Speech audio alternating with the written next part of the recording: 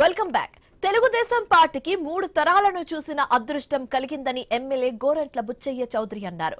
3వ తరంలో నారా లోకేష్ బాగా పనిచేస్తున్నాడని కితాబిచ్చారు.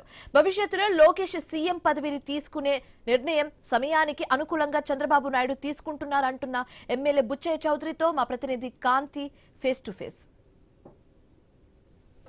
పార్టీ కొత్త ఉత్తేజంతో నూతన పాలక వర్గంతో ప్రమాణ స్వీకార కార్యక్రమం జరిగింది. ఇప్పుడే ప్రమాణ స్వీకార కార్యక్రమంలో సీఎం చంద్రబాబు నాయుడు ఇచ్చినటువంటి దిశానిర్దేశంతో కొత్త ఉత్తేజంతో పార్టీ ఇకపై ముందుకు వెళ్ళబోతోంది.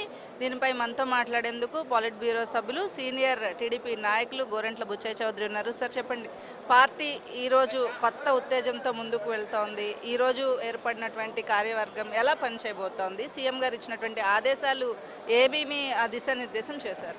44 సంవత్సరాలుగా పార్టీ ముందుకెళ్తానే ఉంది. లక్షలాది మంది కార్యకర్తల బలం తెలుగుదేశానికి. వాళ్ళ కోటి సభ్యత్వం కలిగిన పార్టీ, ఏకైక పార్టీ. అలాగే కార్యకర్తల సంక్షేమం కోసం భారీగా ఖర్చు పెట్టి వారిని ఆదుకుంటున్న పార్టీ.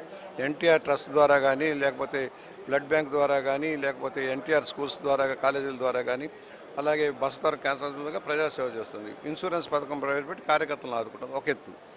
రామారావు గారు నీతివంతమైన పరిపాలన ఇచ్చి తెలుగు జాతికి ఒక గౌరవాన్ని ఆపాదించిన వ్యక్తి, తెలుగు జాతి కోసం అనేక సంస్కరణలు తెచ్చిన వ్యక్తి.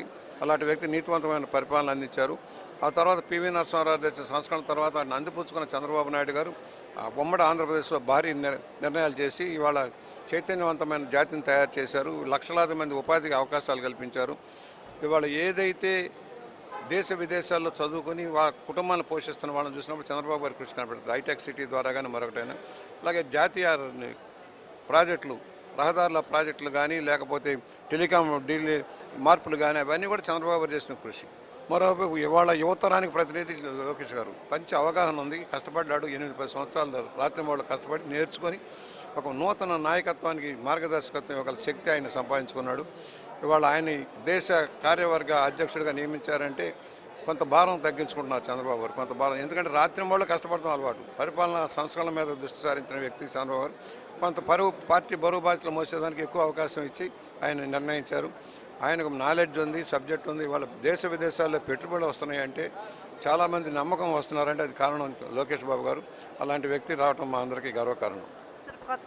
కొత్తగా తీసుకున్న సభ్యులతోటి ఏదైతే ఇబ్బందికర పరిస్థితులు వస్తున్నాయి, సీనియర్లను పక్కన పెడుతున్నారు అనే బాధ టీడీపీలో ఉన్న సీనియర్ నాయకులకు ఉంది అని చెప్తున్నారు. సీనియర్ నాయకులుగా మీరేం చెప్తారు?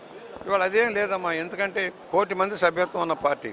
ఎంతమందికి అవకాశాలు వస్తున్నాయి? చైర్మన్గా కానీ, బోర్డు డైరెక్టర్గా కానీ కొంతమందికి అవకాశాలు ఇచ్చారు. ఇవాళ పార్టీ కొత్త జవసత్వాలతో యువకులు వస్తూ ఉన్నారు. నా బొట్టు వాళ్ళని కొంతమందిని తీసుకున్నారు. మహిళలకు ఎక్కువ ప్రాతినిధ్యం, సామాజిక ఈక్వేషన్ కల్పించే అందరికీ ఇవ్వలేరు. ఇప్పటిదాకా ఏంటంటే కొంతమంది పదవి తీసుకుంటారు, పని చేయటంలో. ఈ తపదాన్ని గమనంలో తీసుకొని లోకేష్ గారు డేటాలన్నీ కూడా అప్డేట్ చేసుకొని నియోజకవర్గాలు ఎవరు పనిచేస్తున్నారు, వాళ్ళ స్థాయిలో ఎవరు పనిచేశారు చేయలేదు తీసుకుని దాన్ని బట్టి పోస్టింగ్లు ఇచ్చారని నేను అనుకుంటున్నాను. కులాలకి మతాలకు అతీతంగా అన్ని వర్గాలను కూడగట్టి వేసుకెళ్తా ఉన్నారు. చైతన్యం చేసుకుంటూ ముందుకు సాగుతారు.